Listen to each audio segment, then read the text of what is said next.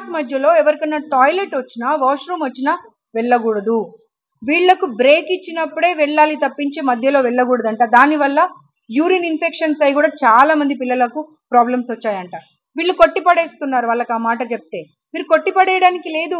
800 మంది మాట్లాడినటువంటి video recordings నా దగ్గర ఉన్నాయి. నేను ఇప్పుడు మీకు అవి ప్రొవైడ్ చేస్తాను. ఒకవేళ అలౌ చేయకపోతే ఇక మీదట మాత్రం మీరు ఎక్కడ మీ పిల్లలను చదివించినా తప్పకుండా సర్ప్రైజ్ విజిట్ చేసినప్పుడు మమ్మల్ని వాళ్ళ క్లాస్ రూమ్ లోకి, వాళ్ళ బెడ్రూమ్ లోకి, వాళ్ళ బాత్రూమ్స్ అన్ని చూసే అటువంటి పరిస్థితి కల్పిస్తేనే వేస్తాము అనేటువంటి ఆలోచన చేయండి.